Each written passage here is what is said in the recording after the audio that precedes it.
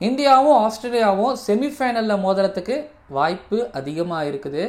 முக்கியமாக இங்கே மோதலனாலும் செமிஃபைனலில் மோதலனாலும் சாம்பியன்ஸ் ட்ரோஃபியோட ஃபைனலில் மோதுறதுக்கும் வாய்ப்புகள் கொஞ்சம் இருக்குது. இந்த ஐசிசி சாம்பியன்ஸ் ட்ரோஃபி 2025 ஆஸ்திரேலியா செமிஃபைனலுக்கு தகுதி பெற்று விட்டார்கள். ஆப்கானிஸ்தான் வர்சஸ் ஆஸ்திரேலியா மேட்சை மழையினால் கைவிடப்பட்டதுனால வெற்றி தோல்வி எதுவுமே இல்லைங்கிறதுனால ரெண்டு டீமுக்கும் ஒரு பாயிண்ட் பிரித்து கொடுத்தாங்க. அதன் அடிப்படையில் ஆஸ்திரேலியா செமிஃபைனலுக்கு வந்திருக்கிறாங்க. நிறைய பேருக்கு இந்தியா செமிஃபைனல் போனாங்க, ஆனால் இந்தியா கூட யார் ஆட போகிறாங்க அப்படிங்கிற எதிர்பார்ப்பு தான் எல்லாருக்குள்ளேயும் இருந்துக்கிட்டு இருந்தது. பட் இப்போ ஆஸ்திரேலியா அப்படின்னே ரைட்ரா அப்படிங்கிற மாதிரி ஃபேன்ஸ் கொஞ்சம் லைட்டாக யோசிக்க ஆரம்பிச்சிருக்கிறாங்க. பேசுவோம் இந்த மேட்ச்சு அண்ட் இதுக்கு முன்னாடி மேட்ச்சில் ஆஸ்திரேலியா விளையாண்டதை பற்றி, எந்த அளவுக்கு வாய்ப்புகள் இருக்குது, எந்த அளவுக்கு இந்தியாவை தோக்கடிக்கிறதான வாய்ப்புகள் அவங்ககிட்ட இருக்குது அப்படிங்கிற விஷயத்தையும் பேச போகிறோம். நீங்கள் இந்தியாவுக்கு அகேன்ஸ்டாக ஆஸ்திரேலியா வரணும்னு எதிர்பார்க்குறீங்களா, இல்லை ஒரு சவுத் ஆஃப்ரிக்கா வந்தால் நல்லா இருக்கணும்னு நீங்கள் நினைக்கிறீங்களா? யார் வந்தாலும் இந்தியா வின் பண்ணுவாங்க, இந்தியா ஃபைனலுக்கு போவாங்க, கப்பு அடிப்பாங்க அப்படின்னு நினைக்கிறீங்களா?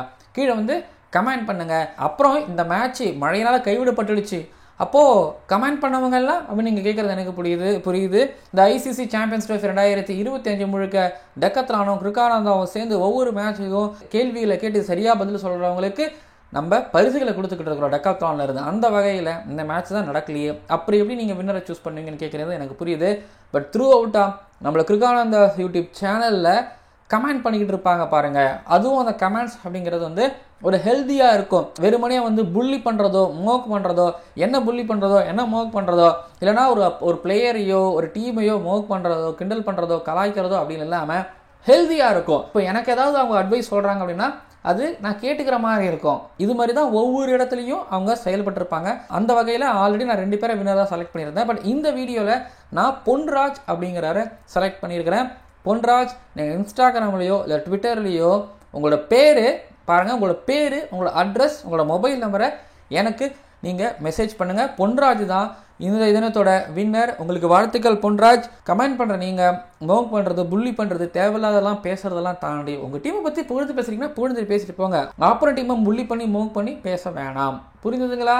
சரி, நம்ம அப்படியே போயிடலாம். எந்த அளவுக்கு இந்தியா ஆஸ்திரேலியா செமிஃபைனலில் மோதுறதுக்கு வாய்ப்புகள் இருக்குது அப்படின்னு சொல்லிட்டு மறக்காம சப்ஸ்கிரைப் பண்ணுங்க, உங்களை ஃப்ரெண்ட்ஸுகளுக்கு ஷேர் பண்ணுங்க. ஓவருக்கு 6 பால் தான், ஆனா நோ பால் போட்டா 7 பால். ஓடு ஐபிஎல் பத்தியா? ஜென்டில் லேடிஸ் அண்ட் ஜென்டில்மேன், இந்த ஐசிசி சாம்பியன்ஸ் ட்ரோஃபி 2025 விடாமுயற்சியில் குரூப் பியில் மேட்ச் நம்பர் 10 லாகூரில் நடந்து முடிஞ்ச ஆஸ்திரேலியா வர்சஸ் ஆப்கானிஸ்தான் மேட்சோட அனாலிசிஸ் அண்ட் ரிவ்யூ பார்க்க வந்திருக்கிறீங்க. அண்ட் செமிஃபைனல் சினாரியோஸும் பார்க்க வந்திருக்கிறீங்க. 4 நாளில் 3 மேட்சஸ் மழையினால் கைவிடப்பட்டிருக்குது அப்படிங்கிறது. சாம்பியன்ஸ் ட்ரோஃபியில் ஒரு 15 மேட்ச்சில் ஒரு 3 மேட்ச் மழையினால் கைவிட்டுருக்குறாங்க அப்படிங்கிறது நினச்சாலே கொஞ்சம் வருத்தமாக தான் இருக்குது. பட் மூவ் ஆன் அப்படின்ட்டு நம்ம மூவ் ஆன் ஆகிட்டே இருக்கணும். பட் இந்த மேட்சை பற்றி, அதாவது மேட்சோட ரிவ்யூ பண்ணுறதுல எந்த விதமான யூஸும் இல்லை. பட் ஆனால் ஆஸ்திரேலியாவோட நிறைவுரைகளை பற்றி பேசுகிறதுக்கும் தென் ஆப்கானிஸ்தான் டீமை பற்றி பேசுகிறதுக்கும் ஒரு வாய்ப்பாக அந்த வீடியோ இருக்க போகுது. பட் அதுக்கு முன்னாடி வந்து பார்த்தீங்க அப்படின்னா, நான் முன்னாடியே சொன்னல இந்தியாவும் ஆஸ்திரேலியாவும் செமிஃபைனலில் மோதுறதுக்கான வாய்ப்பு இருக்குன்னு சொல்லியிருந்தேன்ல. ஸோ அதை பற்றி தான் இப்போ நம்ம முதல்ல பார்த்துடலாம். அதுக்கப்புறம் மற்ற விஷயங்கள்லாம் நம்ம பார்த்துடலாம். அந்த வகையில் குரூப் பியோட பாயிண்ட்ஸ் டேபிள் பார்த்தீங்க அப்படின்னா ஆஸ்திரேலியா 4 பாயிண்டில் இருக்கிறாங்க. நெட் ரன் ரேட்டு வந்து 0.475. சவுத் ஆஃப்ரிக்கா 3 பாயிண்டில் இருக்கிறாங்க. Net run rate 2.140. நல்ல ஒரு பெரிய நெட் ரன் ரேட்டில் இருக்காங்க. அதுக்கப்புறம் ஆப்கானிஸ்தான் 3 பாயிண்டோட -0.990 அப்படிங்கிற நெட் ரன் ரேட்டில் இருந்துக்கிட்டு இருக்கிறாங்க. இதில் ஆஸ்திரேலியா 4 பாயிண்ட்டுகளோட செமிஃபைனலுக்கு குவாலிஃபைடு ஆகிட்டாங்க. இன்னும் இருக்கிறது ஒரே மேட்ச் தான், அது south Africa versus England match. இப்போது சினாரியோ என்ன அப்படின்னா, south Africa versus England match. So match நடக்கிற அன்றைக்கி மழை வராதான். இன்கேஸ் மழை வந்தது அப்படின்னா 2 டீமுக்கும் ஒரு பாயிண்ட் பிரித்து கொடுத்துருவாங்க. அப்படி ஒரு பாயிண்ட் பிரித்து கொடுக்கும்போது சவுத் ஆஃப்ரிக்காவும் 4 பாயிண்ட் இருப்பாங்க, ஆஸ்திரேலியாவும் 4 பாயிண்ட் இருப்பாங்க. நெட் ரன் ரேட் அடிப்படையில் பார்க்கும்போது ஆஸ்திரேலியாவோட சவுத் ஆஃப்ரிக்கா அதிகமாக இருப்பாங்க. சவுத் ஆஃப்ரிக்கா B1 2வது இடத்துல இருக்கக்கூடிய ஆஸ்திரேலியா B2 இருக்கும் பட்சத்தில், ஸோ துபாயில் மார்ச் 4ஆம் தேதி நடக்க போகிற செமிஃபைனல் 1ல் இந்தியாவும் ஆஸ்திரேலியாவும் மோதுவாங்க. ஒருவேளை மழை வராமல் ஒரு பாயிண்ட் கொடுக்காம சவுத் ஆஃப்ரிக்கா வின் பண்ணிட்டாங்கன்னா சவுத் ஆஃப்ரிக்கா 5 பாயிண்டோட இருப்பாங்க, ஆஸ்திரேலியா 4 பாயிண்டில் இருப்பாங்க. இங்கே நீங்கள் நெட் ரேட் பார்க்கணுங்கிற அவசியம்லாம் தேவையும் கிடையாது. ஸோ இந்தியாவும் ஆஸ்திரேலியாவும் மார்ச் 4ஆம் தேதி செமிஃபைனல் 1ல் ஆடுவாங்க. செமிஃபைனல் 2ல் சவுத் ஆஃப்ரிக்காவும் நியூசிலாண்டும் ஆடுவாங்க. ஒருவேளை சவுத் ஆஃப்ரிக்கா இங்கிலாண்டை தோத்துட்டாங்கன்னு வைங்களேன், அப்போது ஆஸ்திரேலியா 4 பாயிண்டில் இருப்பாங்க, சவுத் ஆஃப்ரிக்கா 3 பாயிண்டில் இருப்பாங்க, ஆப்கானிஸ்தானும் 3 பாயிண்டில் இருப்பாங்க. அப்படின்னா ஆப்கானிஸ்தானுக்கு ஒரு வாய்ப்பு இருக்குது. ஆனால் நெட் ரன் ரேட் பார்ப்பாங்க. அப்படி நெட் ரன் ரேட் பார்க்கும் பொழுது சவுத் ஆஃப்ரிக்கா 2 பாயிண்டில் இருக்கிறாங்களா, ஆப்கானிஸ்தான் 0.990 இருக்காங்க, அதுவும் மைனஸில் இருக்கிறாங்க. இப்போது ஆப்கானிஸ்தான் ஒருவேளை செமிஃபைனல் குவாலிஃபை ஆகணும் அப்படின்னா சவுத் ஆஃப்ரிக்கா எப்படி தோற்றுருக்கணும், 100 ரன் வித்தியாசத்துலையோ 200 ரன் வித்தியாசத்துலையோ தோற்றுருக்கணும். ஒரு வேளை சவுத் ஆஃப்ரிக்கா ஃபர்ஸ்ட் பேட்டிங் எடுத்தாங்கன்னா கதை அங்கேயே முடிஞ்சிருச்சு. அப்படின்னா ஆப்கானிஸ்தானுக்கு செமிஃபைனல் போகிறதுக்கான வாய்ப்பு அப்படிங்கிறது ரொம்ப ரொம்ப ரொம்ப ரொம்ப கம்மியாக இருக்குது, மங்கி இருக்குது. சவுத் ஆஃப்ரிக்கா கிட்ட ஒரு பெரிய தோல்வி அடைஞ்சதுனால இப்போ சவுத் ஆஃப்ரிக்கா கிட்டேயே அந்த நெட் ரன் ரேட் போட்டியில் தோல்வி அடையிறாங்க. சரி, சவுத் ஆஃப்ரிக்கா தோத்துட்டாங்க, ஆனால் நெட் ரன் ரேட் நல்லாவே இருக்குது அப்படின்னாலும் சவுத் ஆஃப்ரிக்கா 3 பாயிண்டில் இருப்பாங்க, ஆஸ்திரேலியா 4 பாயிண்டில் இருப்பாங்க. இப்போது செமிஃபைனல் சினாரியோ அப்படிங்கிறது மாறும். துபாயில் மார்ச் 4ஆம் தேதி இந்தியாவும் சவுத் ஆஃப்ரிக்காவும் மோத, லாகூரில் மார்ச் 5ஆம் தேதி நியூசிலாண்டும் ஆஸ்திரேலியாவும் மோதுவாங்க. மேக்ஸிமம் பாசிபிலிட்டிஸ் என்ன அப்படின்னா இந்தியாவும் ஆஸ்திரேலியாவும் தான் செமிஃபைனலில் துபாயில் மார்ச் 4ஆம் தேதி மோதுவாங்க அப்படிங்கிறது தெள்ள தெளிவாக தெரிய வருது. ஒருவேளை இங்கிலாந்து வின் பண்ணிட்டாங்கன்னு வைங்களேன், இந்தியாவும் சவுத் ஆஃப்ரிக்கா வேணால் செமிஃபைனலில் மோதுறதுக்கு வாய்ப்புகள் இருக்குது. இந்த கடைசியாக நடந்த 2 50 ஓவர் ஐசிசி ஈவெண்ட்ஸ்லையும் பார்த்தீங்க அப்படின்னா வந்த 4 teams India, New Zealand, south Africa, Australia. இது 2023 ஓடிஐ வேர்ல்டு கப்பில். இப்போது ஐசிசி சாம்பியன்ஸ் ட்ரோஃபி 2025லையும் அதே ரிப்பீட் ஆகுது. இதே ஒரு செம்ம கண்டென்ட். இதை வச்சு நம்ம தனியாக அப்புறம் நம்ம நிறைய விஷயம் பேசலாம். பட் இப்போதைக்கும் செமிஃபைனல் சினாரியோஸ் இதுதான். ஸோ இந்தியா, ஆஸ்திரேலியா தான் மேக்ஸிமம் செமிஃபைனலில் மோத போகிறாங்க. அப்புறம் ஒரு முக்கியமான விஷயம் என்னன்னா 2017 சாம்பியன்ஸ் ட்ரோஃபியில் அப்போ இங்கிலாந்து நடந்துச்சு. ஆஸ்திரேலியாவுக்கு அப்போ ஸ்டீவ் ஸ்மித் தான் பெர்மனன்ட் கேப்டனாக இருந்தார். அப்போது அவங்களுக்கு ஒரு 3 மேட்ச்சு, நியூசிலாந்து கூடயும் மேட்ச் நடக்கலை, நோ ரிசல்ட்டு. பங்களாதேஷ் கூடயும் மேட்ச் நடந்துச்சு, ஆனால் நோ ரிசல்ட்டு. அதுக்கப்புறம் இங்கிலாந்து கூட மேட்ச் விளையாண்டாங்க. மேட்ச் மழையினால் பாதியில் நிறுத்தி அப்புறம் டிஎல்எஸ் மெத்தட் மூலமாக இங்கிலாந்து வின் பண்ணதை அனௌன்ஸ் பண்ணாங்க. ஸோ 2 மேட்ச் நடக்கலை. 2 மேட்ச் நடக்காததுனால ஆஸ்திரேலியாவில் செமிஃபைனலிஸ்ட்டாக ஆக முடியல. பட் 2015 ஓடிஐ வேர்ல்டு கப்பில் ஆஸ்திரேலியா தான் சாம்பியன்ஸ். ஸோ ஒரு 2 வருஷத்தில் நடக்கக்கூடிய இந்த மாதிரியான அந்த ஓடிஐ ஈவெண்ட்டில் யார் வேர்ல்டு கப் வின் பண்ணுறாங்களோ மேக்ஸிமம் அவங்க தான் சாம்பியனாக இருப்பாங்க. இப்போ எக்ஸாம்பிளுக்கு சொல்கிறேன்னு வைங்களேன், 2009 சாம்பியன்ஸ் ட்ரோஃபியை வின் பண்ணது ஆஸ்திரேலியா, ஆனால் 2007 ஓடிஐ வேர்ல்டு கப்பை வின் பண்ணது ஆஸ்திரேலியா. எஸ், அதுதான் நடந்துச்சு. 2011 ஓடிஐ வேர்ல்டு கப்பை வின் பண்ணது இந்தியா, 2013 சாம்பியன்ஸ் ட்ரோஃபி வின் பண்ணது இந்தியா. ஸோ ஓடிஐ வேர்ல்டு கப்பை மேக்ஸிமம் யார் வின் பண்ணுறாங்களோ அவங்க சாம்பியன்ஸ் ட்ரோஃபி வின் பண்ணுவாங்க. கேப்டன் பேட் கமின்ஸ் காயத்திலிருந்து விலகிறாரு. லக்கிலி ஸ்டீவ் ஸ்மித் கிட்ட கேப்டன்சி வருது. பட் இப்போ பாருங்களேன், மழைனால ஒரு மேட்ச்சு கைவிடப்படுது, ஒரு பாயிண்ட்ஸ் கொடுக்குறாங்க. மழைனால ஒரு மேட்ச்சுக்கு ரிசல்ட் இல்லைன்னு சொல்கிறாங்க, ஒரு பாயிண்ட் கிடைக்குது.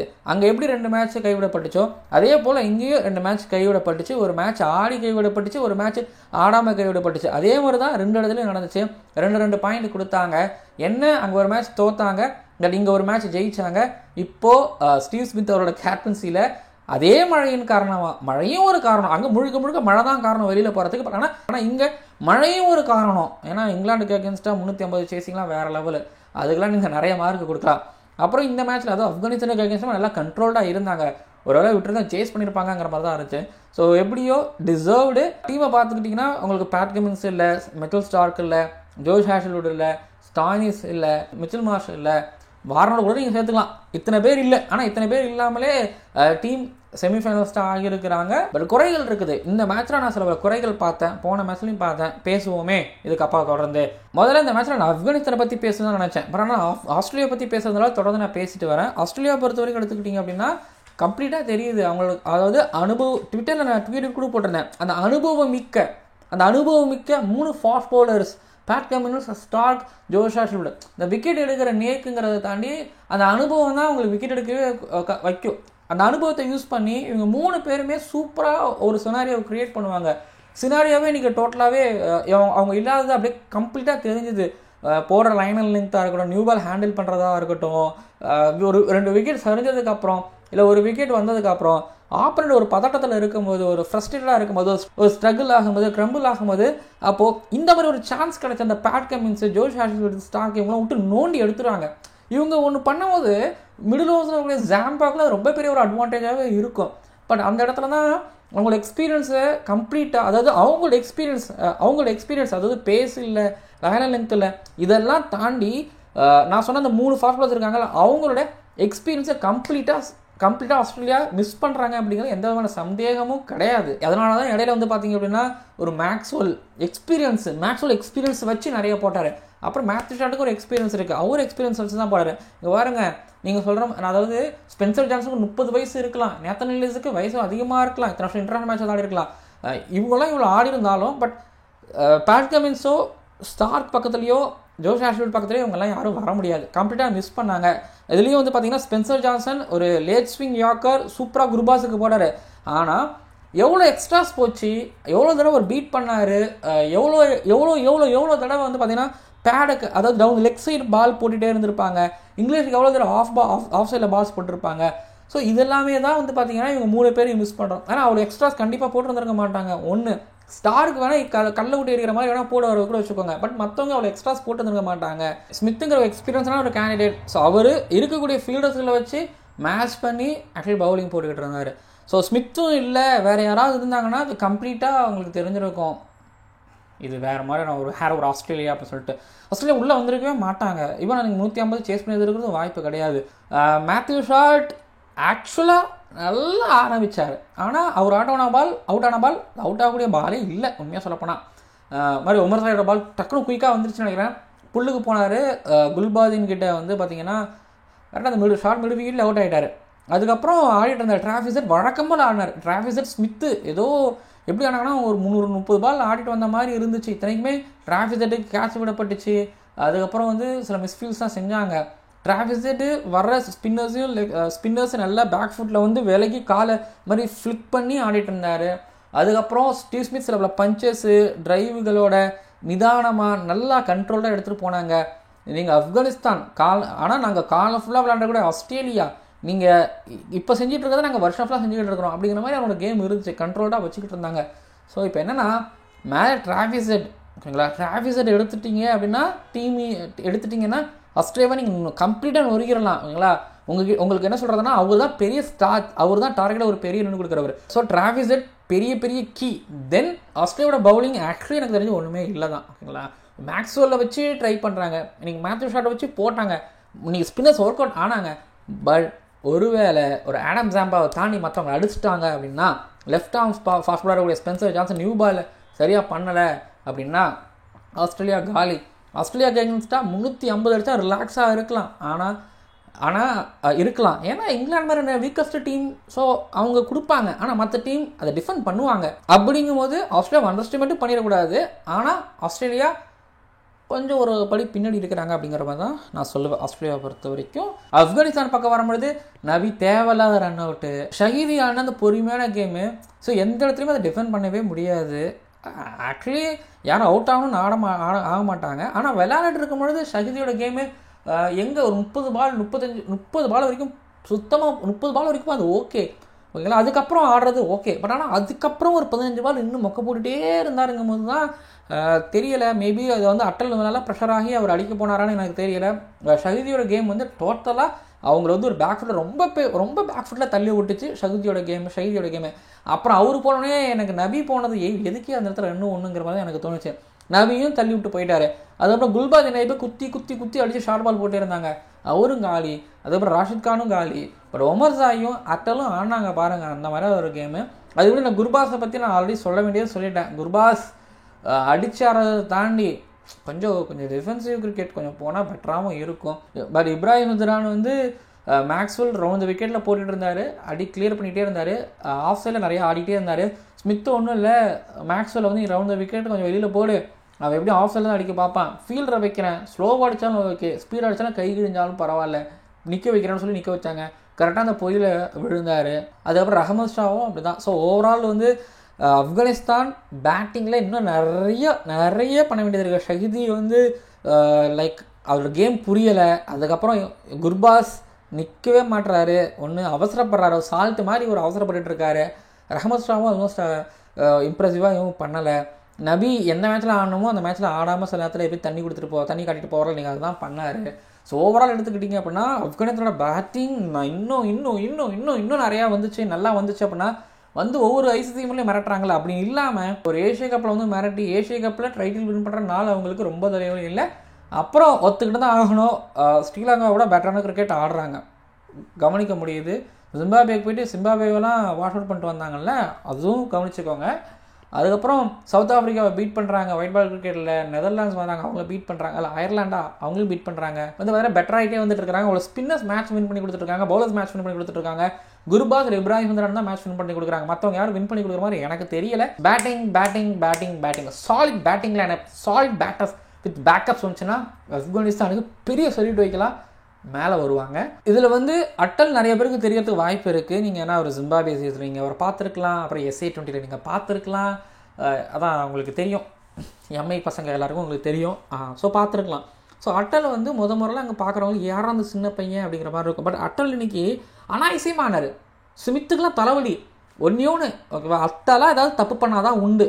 மற்றபடி இன்னைக்கு நாள் அவரோட நாள். 100 அவர் மிஸ் பண்ணிட்டு போல, 150 அட்டல் நீ மிஸ் பண்ணிட்டு போனார். ஃபீல்டர்ஸ் உள்ளே இருந்தால் வெளியில், ஃபீல்டர்ஸ் அந்த இடத்துல இல்லைன்னா அந்த இடத்துல அடிக்கிறாரு, ஃபீல்டர்ஸ் வெளியில் இருந்தால் சிங்கிள் ரொட்டேட் பண்ணுறாரு. ரொட்டேஷன் இருந்துச்சு, முக்கியமான மேட்டர்னா ரொட்டேஷன் இருந்துச்சு. அட்டாக்கும் பண்ணாரு, அவரோட ஷாட்ஸ் அழகாக வந்து ஜாம்பாவை ஏறி அடித்தார், 6 போச்சு. திரும்பி நின்றுக்கிட்டே மிடுவிகில் ஒன்று அடித்தார், 6 போச்சு. ஃபாஸ்ட் பவுலர்ஸில் அடிக்கிறாரு, போச்சு, 4 போச்சு, 6 போச்சு. So fast bowling spinner fast bowler.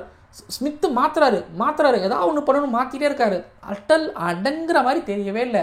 So ஸ்மித்தோட பாட்சாங்க actually பழிக்கவே இல்லை. இந்த 2 லெஃப்ட் ஹேண்டர் சேர்ந்து ஒரு கட்டத்தில் ஆஸ்திரேலியன்ஸுக்களை பார்க்கும்போது எனக்கு ஆஸ்திரேலியன்ஸுகளை இவர் இந்த அட்டல் சின்ன பையன் திணற விடுறாரியா, புதுசுயா எப்படியா திணற விடுறாரியா. இது ஆஸ்திரேலியன்ஸுகளுக்கு இந்த மாதிரி சேலஞ்ச் யாரும் நம்ம கொடுப்பாங்க, ஒரு விராட் கோலி, ஒரு ராசிம் ஹாரிசன், அதாவது எக்ஸ்பீரியன்ஸ் பேட்டர்ஸ், அவங்க தான் சேலஞ்ச் கொடுப்பாங்க. ரூட்டு திணற வைப்பாங்க, திணற வைப்பாங்க, சேலஞ்ச் பண்ணுவாங்க, இதெல்லாமே பண்ணுவாங்கள்ல. இது எங்கள் அட்டல் பண்ணதை பார்க்கும்போது, ராசா நீ வந்துட்ட, ஆஸ்திரேலியா கிட்ட ஒரு சேலஞ்ச் பண்ணா நீ வந்துட்ட, நீ ரொம்ப பெரிய இடத்துக்கு வந்துட்ட. பால் டவுன் த லெக் சைடில் ஆடுறாரு, ஆஃப் சைடில் ஆடினாரு, மிட் விக்கெட்டில் ஸ்பின்னர்ஸ் அடித்தார், ஏறி அடித்தார், ஸ்டெப் அவுட் பண்ணிடுறாரு. ஸோ பாக்ஸை யூஸ் பண்ணுறாரு, காலை நகர்த்துறாரு, ஹேண்ட்ஸை யூஸ் பண்ணி விளாட்றாரு.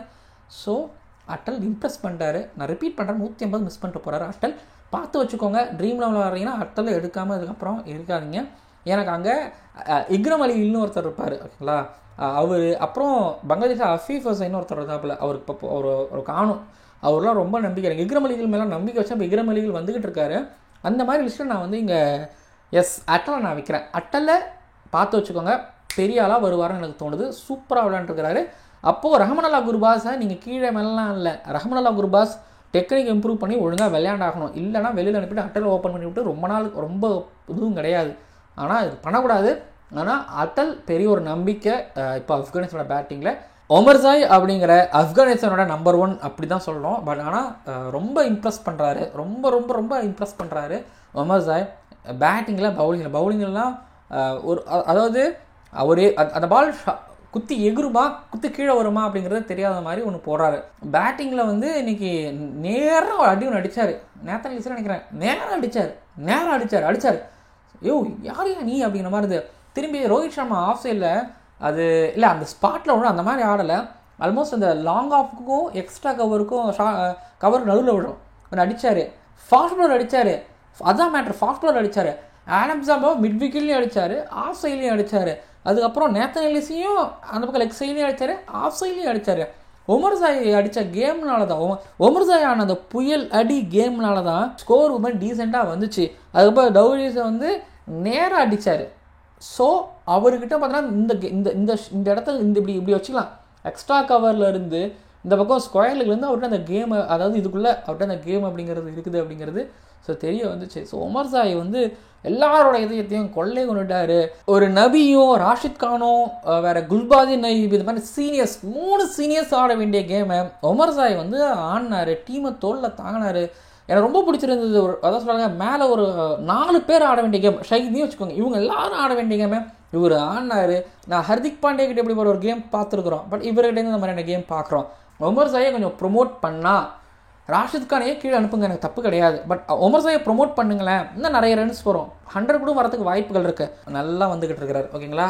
வீடியோ நிறைவடைகிறது, நிறைய பேசியிருக்கிறேன். அட்டல், ஒமர்சாய் இவங்களோட பர்ஃபார்மன்ஸில் யார் உங்களுக்கு பிடிச்சிருந்து? 2 பேருமே உங்களுக்கு பிடிச்சிருந்துச்சா? நான் பெரிய ஃபேன் ஆகிட்டேன் ஒமர்சாய்க்கு. இதுக்கு முன்னாடியே நான் ஃபேன். பட் ஆனால் நான் சொல்கிறேன், ஜிடிக்கு அவர் ஆனம்பொழுது கையில் நியூ பால் கொடுத்தாங்க. ஹர்திக் பாண்டியா பதிலாக அவர் எடுத்தாங்க, கையில் நியூ பால் கொடுத்தாங்க. ஸ்லிப் கார்டன் அவருக்கு சரியில்லை, அவருக்கு வந்த கேட்செல்லாம் விட்டாங்க. அதுக்கப்புறம் அங்கேயே அவர் முடிச்சு விட்டாங்க. 2023 ஓடிஐ வேர்ல்டு கப்பில் நான் பெரிய ஃபேனாக இருந்தேன். அப்புறம் தான் அவர் ஐபிஎலுக்கு வந்தார். ஐபிஎல் அவர் சரியாகவும் அதான் சொல்கிறாங்க, ஐபிஎல் அவருக்கு சரியாக ஃபீல்டர்ஸ் நிற்கலை. அதுக்கப்புறம் இப்போ சாம்பியன்ஸ் ட்ரோஃபியில் பர்ஃபார்மன்ஸ் பண்ணி எல்லாரும் மக்களுக்கும் அவர் தெரிய ஆரம்பிக்கிறாரும் போது ரொம்ப சந்தோஷம். ஸோ ஒமர்சாய்க்கு ஃபேன்ஸ் கிளப் ஆரம்பிங்க, ஆரம்பிக்கிறவனா வந்து சேருங்க. நல்லா விளையாண்டுருக்கிறாரு. எனக்கு ஆல்ரவுண்டர்ஸ் ரொம்ப ரொம்ப ரொம்ப பிடிக்கும், கட்டி அணைச்சிப்பேன். ஃபாஸ்ட் பவுலர்களுக்கு அப்புறம் எனக்கு ஆல்ரவுண்டர்ஸ் ரொம்ப பிடிக்கும். ஓகேங்களா, பிடிக்கும்னு நினைக்கிறேன் உங்களுக்கு ஒமர்சாயை, அவரோட கேமை. அண்டு பார்ப்போம், இந்தியா ஆஸ்திரேலியா செமிஃபைனலா, இந்தியா சவுத் ஆஃப்ரிக்கா செமிஃபைனலா, ஃபைனலுக்கு யார் வருவாங்கங்கிறதையும் கீழே வந்து கமெண்ட் பண்ணுங்க. பார்க்கலாம். அடுத்த வீடியோக்கெல்லாம் மறக்காமல் சப்ஸ்கிரைப் பண்ணுங்கள். ஓவருக்கு 6 பால் தான், ஆனால் நோ பால் போட்டால் 7 பால். ஐபிஎல் பத்தியா?